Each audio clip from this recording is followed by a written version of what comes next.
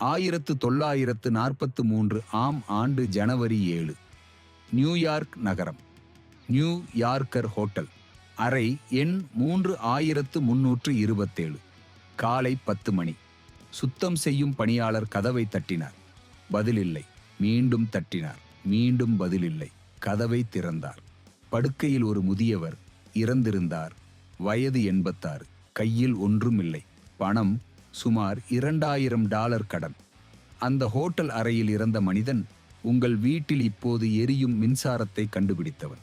உங்கள் போனை சார்ஜ் செய்யும் போர்ட்டு, உங்கள் வீட்டு மின் விசிறி, உங்கள் நகரத்தை ஒளிரச் செய்யும் மின் நிலையம், உங்கள் கையில் உள்ள ரிமோட் கண்ட்ரோல், உங்கள் வைஃபை.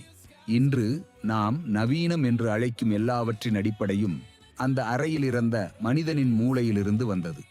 அவன் உலகத்திற்கு மின்சாரம் கொடுத்தான். உலகம் அவனுக்கு ஒரு வெறும் ஹோட்டல் அறை கொடுத்தது. அவன் பெயர் நிகோலா டெஸ்லா. இவனது கதை ஒரு மேதையின் கதை, ஒரு கண்டுபிடிப்பாளரின் கதை, ஒரு துரோகம் கண்ட மனிதனின் கதை, ஒரு உண்மை, நாம் தெரியாத உண்மை. 1856 ஆம் ஆண்டு ஜூலை 10. செர்பியா நாட்டின் ஸ்மிலியன் என்ற சிறிய கிராமம். நள்ளிரவு. வானில் மின்னல் வெட்டியது. புயல் சீறியது. அந்த புயலின் நடுவே நிகோலா டெஸ்லா பிறந்தான். மதகுரு மிலுட்டின் டெஸ்லா தந்தை. திறமையான தாயார் டியூகா டெஸ்லா. அவர் படிக்கத் தெரியாதவர். ஆனால் 100க்கும் அதிகமான கவிதைகளை மனப்பாடமாக அறிந்தவர். வீட்டிற்கு தேவையான எந்த கருவியையும் தானே உருவாக்குவார். டெஸ்லாவின் திறன் தாயாரிடமிருந்து வந்தது. சிறு வயதிலேயே அவனது மனம் வேறு மாதிரியாக இயங்கியது. கணித கணக்குகளை தலையில் போட்டு தீர்ப்பான். பேனாவோ காகிதமோ வேண்டாம். விடை நேரடியாக வரும். புத்தகங்களை ஒரே வாசிப்பில் அப்படியே நினைவில் வைத்துக் கொள்வான். 8 மொழிகளில் பேசினான். செர்பிய, ஆங்கிலம், check, French, German, Italy, Latin, Hungary. மிகவும் விசித்திரமான திறன் ஒன்று இருந்தது. கண்களை மூடிக்கொண்டு ஒரு இயந்திரத்தை முழுவதுமாக மனதில் வரைவான். ஒவ்வொரு திருகும், ஒவ்வொரு கம்பியும், ஒவ்வொரு அசைவும் மனதில் தெளிவாக தெரியும். பிறகு அதை கட்டுவான். அது சரியாக வேலை செய்யும். ஒரே ஒரு திருத்தம் கூட தேவை இருக்காது. இந்த திறன் அவனை உலகின் மிகவும் அசாதாரணமான கண்டுபிடிப்பாளராக மாற்றியது. கல்லூரியில் டெஸ்லா மின் பொறியியல் படித்தான். அந்த காலகட்டம் 1870கள். மின்சாரம் என்பது உலகிற்கு புதிய விஷயம். தாமஸ் ஆல்வா எடிசன் என்ற அமெரிக்க கண்டுபிடிப்பாளர் நேர் மின்னோட்டம், டைரக்ட் கரண்ட், டிசி கண்டுபிடித்து அமெரிக்காவில் மிகவும் புகழ் பெற்றிருந்தார். டிசி மின்சாரம் மூலம் எடிசன் அமெரிக்கா முழுவதும் மின் நிலையங்கள் கட்டினார். நியூயார்க் நகரத்தில் மின் விளக்குகள் எரிந்தன. மக்கள் வியந்தனர். ஆனால் டிசிக்கு ஒரு தீவிரமான குறை இருந்தது. மின்சாரம் மிகவும் குறைந்த தூரத்திற்கு மட்டுமே பயணிக்கும். ஒவ்வொரு மைலுக்கும் ஒரு மின் நிலையம் தேவை. ஒரு நகரத்திற்கு மட்டும் ஆயிரக்கணக்கான மின் நிலையங்கள் வேண்டும். இது நடைமுறையில் சாத்தியமில்லை. டெஸ்லா கல்லூரியில் படிக்கும்போதே இந்த பிரச்சனையை அறிந்திருந்தான். அவன் மனதில் ஒரு யோசனை வந்தது.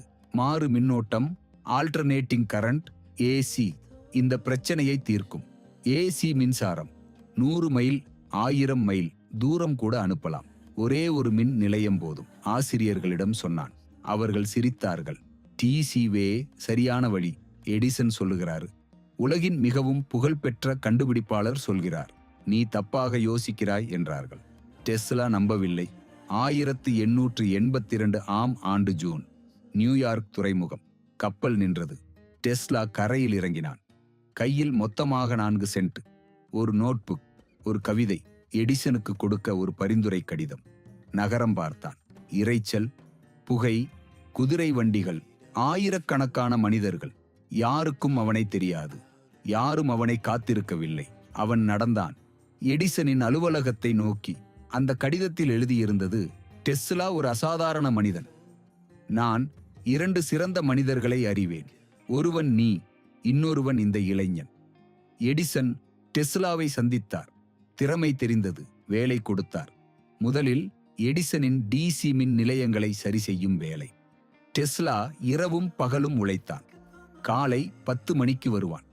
அடுத்த நாள் அதிகாலை வரை வேலை செய்வான். விடுமுறை இல்லை, ஓய்வு இல்லை.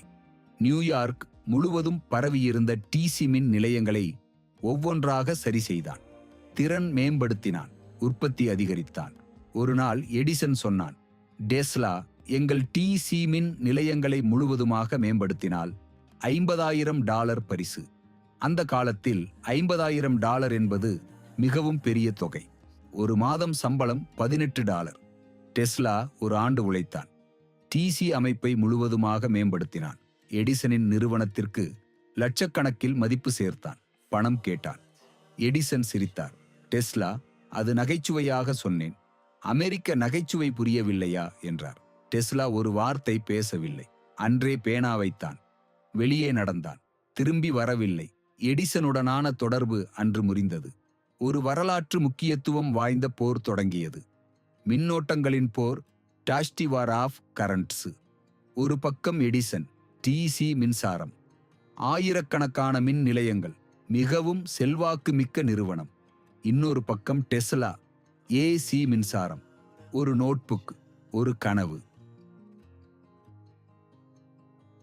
இது வெறும் தொழில்நுட்பவாதம் அல்ல.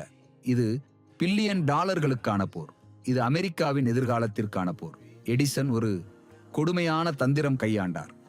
பொதுவிடங்களில் யாரும் பார்க்கும்படி நாய்கள், பசுக்கள், குதிரைகள் என்று ஒவ்வொன்றாக ஏசி மின்சாரம் மூலம் கொன்று காட்டினார். கடைசியில் ஒரு யானையையும் கொன்று காட்டினார். அந்த காட்சியை புகைப்படம் எடுத்தனர். செய்தித்தாள்களில் போட்டனர். ஏசி ஆபத்தானது. ஏசி மனிதர்களை கொல்லும். ஏசிஐ வீட்டில் வைத்தால் குழந்தைகளுக்கு ஆபத்து என்று பிரசாரம் செய்தார். செய்தித்தாள்கள் பயந்தன. மக்கள் பயந்தனர். தாய்மார்கள் கோபப்பட்டனர். அரசியல்வாதிகள் பேசினார்கள். ஆனால் டெஸ்லாவிற்கு ஒரு நண்பர் கிடைத்தார். ஜார்ஜ் வெஸ்டிங்டன், ஒரு திறமையான தொழிலதிபர். அவர் டெஸ்லாவின் ஏசி தொழில்நுட்பத்தை பார்த்தார், நம்பினார், முதலீடு செய்தார். டெஸ்லா இப்போது ஒரு ஆய்வகம் பெற்றான், ஒரு குழு பெற்றான், ஒரு வாய்ப்பு பெற்றான்.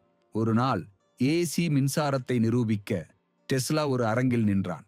அவன் உடலில் 2,50,000 வோல்ட் ஏசி மின்சாரம் செலுத்திக் கொண்டான்.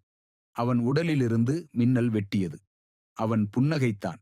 மக்கள் வாய் பிளந்தனர். ஏசி ஆபத்தானது அல்ல என்று அவன் உடலாலேயே நிரூபித்தான். 1893 ஆம் ஆண்டு சிகாகோ உலக கண்காட்சி. வெஸ்டிங்டன் மற்றும் டெஸ்லா முழு கண்காட்சியை ஏசி மின்சாரம் மூலம் ஒளிர வைத்தனர். ஒரு இரவில் 1,00,000 மின் விளக்குகள் ஒரே நேரத்தில் எரிந்தன. அதுவரை யாரும் பார்க்காத காட்சி. மக்கள் ஆரவாரித்தனர்.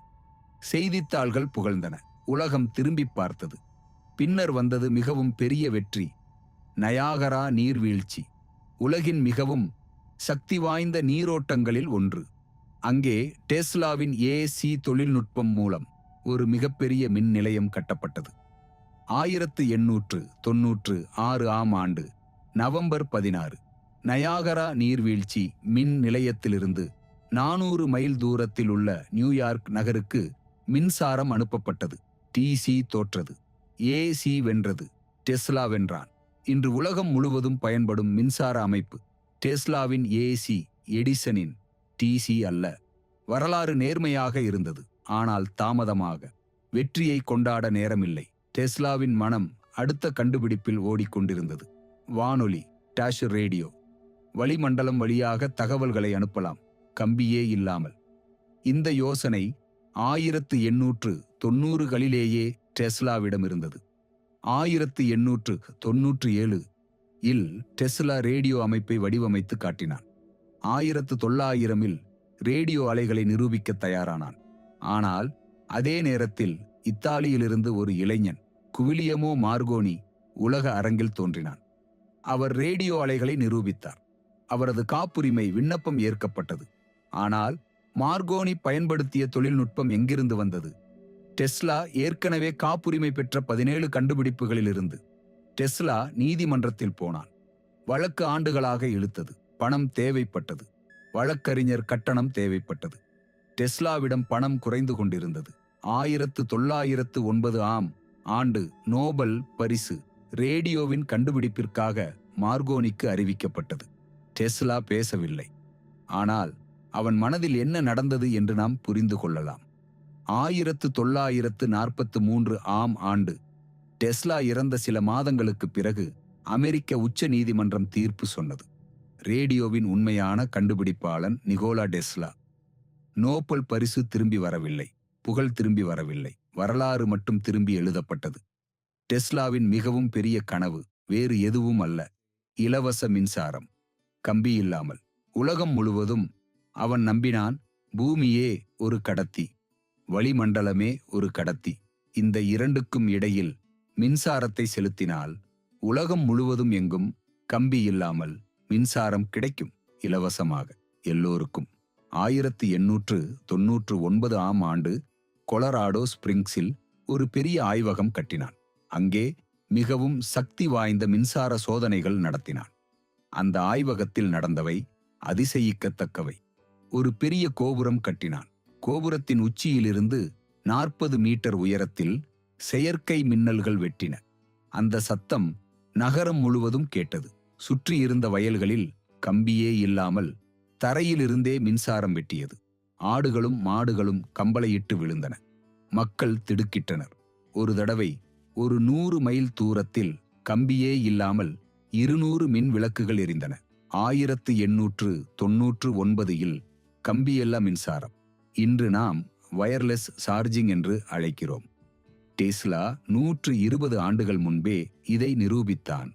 1901 ஆம் ஆண்டு செல்வந்தர் ஜே.பி. மார்கன் பணம் கொடுத்தார். நியூயார்க்கிற்கு அருகில் வார்டன் கிளிஃப் என்ற இடத்தில் ஒரு பெரிய கோபுரம் கட்டினான். 57 மீட்டர் உயரம். கோபுரம் கட்டப்பட்டது. அமெரிக்காவின் மிகவும் உயர்ந்த கட்டமைப்புகளில் ஒன்று. நிலத்தின் கீழே 30 மீட்டர் ஆழத்தில் மின்சார வேர்கள் பூமிக்குள் செலுத்தப்பட்டன. இந்த கோபுரத்திலிருந்து உலகின் எந்த மூலையிலும் ஒரு மனிதன் கம்பியில்லாமல் மின்சாரம் பெறலாம். இது டெஸ்லாவின் கனவு. இந்த கோபுரம் அந்த கனவின் அடையாளம். ஆனால் மார்கனுக்கு ஒரு கேள்வி வந்தது. இலவசமாக மின்சாரம் கொடுத்தால் நான் எங்கே பணம் சேர்ப்பேன்? மோர்கன் பணம் கொடுப்பதை நிறுத்தினார். வேறு முதலீட்டாளர்கள் வரவில்லை. மின்சாரம் இலவசமாக கொடுத்தால் கோடிகள் சம்பாதிக்க முடியாது. இந்த ஒரே ஒரு காரணத்திற்காக உலகிற்கு இலவச மின்சாரம் கிடைக்கவில்லை. 1917 ஆம் ஆண்டு வார்டன் கிளிஃப் டவர் இடிக்கப்பட்டது. கடன்களை தீர்க்க கோபுரத்தை விற்க வேண்டியிருந்தது. டெஸ்லாவின் மிகப்பெரிய கனவு நொறுங்கியது. வயதாக டெஸ்லா தனிமையாகினான். ஒவ்வொரு நாளும் ஒரே மாதிரி இருந்தது. காலையில் ஹோட்டல் நியூ யார்க்கரில் எழுவான். நடந்து பிராந்த் பார்க்குக்கு போவான். புறாக்களுக்கு உணவு கொடுப்பான். மாலையில் அறைக்கு திரும்புவான். தனியாக சாப்பிடுவான். எழுதுவான். யோசிப்பான். நண்பர்கள் வரவில்லை. முன்பு அவனை நம்பி பணம் போட்டவர்கள் அவன் காப்புரிமைகளை வாங்கி பணக்காரர்களாகி இப்போது அவன் பெயரை மறந்திருந்தனர். நிறுவனங்கள் அவன் காப்புரிமைகளை வாங்கி பில்லியன்கள் சேர்த்தன. அவனுக்கு சேரவில்லை. டெஸ்லாவிற்கு பல விசித்திரமான பழக்கங்கள் இருந்தன. முத்துக்களை வெறுத்தான். சில வண்ணங்களை பார்க்க மறுத்தான். சாப்பிட எப்போதும் 18 துண்டுகள் துடைப்பான். எண்களை எல்லாம் 3ஆல் வகுக்கக்கூடியதாக வேண்டும் என்று வலியுறுத்தினான். ஒரு ஹோட்டல் அறையில் தங்க அதன் எண் 3ஆல் வகுபட வேண்டும் என்று கேட்பான். இந்த பழக்கங்கள் அவனை பலர் கண்களில் கேலிக்குரியவனாக காட்டியது. ஆனால் இவை அவனது மூளையின் அசாதாரண கட்டமைப்பின் அடையாளங்கள். ஒரே ஒரு ஆறுதல் இருந்தது. புறாக்கள். நியூயார்க் நகரத்தில் தினமும் புறாக்களுக்கு உணவு கொடுப்பான். ஒரு வெள்ளை புறா அவனுக்கு மிகவும் பிடிக்கும். அது நோய்வாய்ப்பட்ட போது தன் அறைக்கே கொண்டு வந்து கவனித்தான். அந்த வெள்ளை புறா இறந்தபோது டெஸ்லா சொன்னான், அந்த புறாவுடன் என் வாழ்க்கையின் ஒளி அணைந்து விட்டது. டெஸ்லா என்ன கண்டுபிடித்தான் என்று சரியாக புரிந்து கொள்வோம். மாறு மின்னோட்டம் ஏசி இன்று உலகம் முழுவதும் பயன்படுகிறது. இதில்லாமல் நவீன வாழ்க்கை இல்லை. இண்டக்ஷன் மோட்டார், உங்கள் வீட்டு மின் விசிறி, குளிர்சாதன பெட்டி, தொழிற்சாலை இயந்திரங்கள் இதன் அடிப்படையில் இயங்குகின்றன. ரேடியோ, வானொலி, இன்று வைஃபை, மொபைல் சிக்னல், ப்ளூடூத் இவையெல்லாம் டெஸ்லாவின் கண்டுபிடிப்பின் வழித்தோன்றல்கள். ஞான் விளக்குகள் அவன் வடிவமைத்தான். எக்ஸ்ரே தொழில்நுட்பம் டெஸ்லா ரோண்டனுக்கு முன்பே ஆராய்ந்தான். ரோண்டனுக்கு நோபல் பரிசு கிடைத்தது. ரிமோட் கண்ட்ரோல் 1898 ஆம் ஆண்டில் ஒரு படகை கம்பி இல்லாமல் கட்டுப்படுத்தி மக்கள் முன் காட்டினான். மக்கள் நம்பவில்லை. ஏதோ மந்திரம் செய்கிறான் என்று நினைத்தனர். வயர்லெஸ் எனர்ஜி, கம்பியில்லா மின்சாரம், இன்று கார்களை கம்பி இல்லாமல் சார்ஜ் செய்கிறோம், போனை கம்பி இல்லாமல் சார்ஜ் செய்கிறோம். டெஸ்லா 120 ஆண்டுகள் முன்பே கண்டுபிடித்தான். 300க்கும் அதிக காப்புரிமைகள். இன்று நாம் நவீனம் என்று அழைப்பவை டெஸ்லா 100 ஆண்டுகள் முன்பே கண்டுபிடித்தவை. 1943 ஆம் ஆண்டு ஜனவரி 7. New yorker hotel. அறை 3 1327. தனியாக இறந்தான். கடன்களுடன். புகழ் இல்லாமல். அமெரிக்க அரசு FBI அதிகாரிகளை அனுப்பியது. அவன் அறையில் இருந்த எல்லா ஆவணங்களையும், நோட்புக்களையும், சோதனை குறிப்புகளையும் எடுத்துச் சென்றனர். 300க்கும் அதிகமான காப்புரிமை ஆவணங்கள், கைப்பட எழுதிய சோதனை குறிப்புகள், வரைபடங்கள், கடிதங்கள், ஒரு மனிதனின் முழு வாழ்க்கை கோப்புகளில். என்ன இருந்தது அந்த நோட்புக்களில் யாருக்கும் தெரியாது. சிலர் சொல்கிறார்கள், அவன் மரணத்திற்கு சற்று முன்பு ஒரு டெத்ரே பற்றிய ஆராய்ச்சி நடத்தினான். ஒரு ஆயுதம், எந்த கம்பியும் இல்லாமல் தொலைதூரத்திலிருந்தே எதிரியை நிறுத்தும் சக்தி. இது உண்மையா? இன்றும் ரகசியமாக இருக்கிறது. இன்றும் அந்த ஆவணங்கள் முழுவதுமாக வெளியிடப்படவில்லை. ஒரு மேதையின் கடைசி ரகசியங்கள் இன்றும் மூடப்பட்ட கோப்புகளில் இருக்கின்றன. ஆனால் வரலாறு நேர்மையாக இருந்தது, தாமதமாக. 1960 ஆம் ஆண்டு மின்சாரத்தின் அலகு டெஸ்லா என்று பெயரிடப்பட்டது. 1 டெஸ்லா என்பது காந்த புலத்தின் அளவீடு. 1983 ஆம் ஆண்டு அமெரிக்காவில் டெஸ்லா நினைவு தபால் தலை வெளியிடப்பட்டது. இறந்த 40 ஆண்டுகள் கழித்து இன்று டெஸ்லா என்ற பெயரில் மின்சார கார் நிறுவனம் உலகை மாற்றுகிறது. ஏலான் மஸ்க் கேட்கப்பட்டார், ஏன் டெஸ்லா என்று பெயர்? அவர் சொன்னார், ஏனென்றால் நாம் எல்லாம் நிகோலா டெஸ்லாவின் தோள்களில் நின்று கட்டுகிறோம். இன்று உங்கள் வீட்டில் மின்சாரம் எரிகிறது, உங்கள் போன் சார்ஜ் ஆகிறது, உங்கள் நகரம் ஒளிர்கிறது, உங்கள் கையில் ரிமோட் இருக்கிறது. எல்லாவற்றிலும் அவனது கைவண்ணம் இருக்கிறது. அங்கீகாரம் வரும். சில நேரம் தாமதமாக மேதை இறக்கும். ஆனால் கண்டுபிடிப்புகள் இறக்காது. நிகோலா டெஸ்லா ஒரு உண்மை, நாம் தெரியாத உண்மை, தெரியாத உண்மைகள், உண்மை மட்டுமே. அடுத்த வாரம் சந்திப்போம்.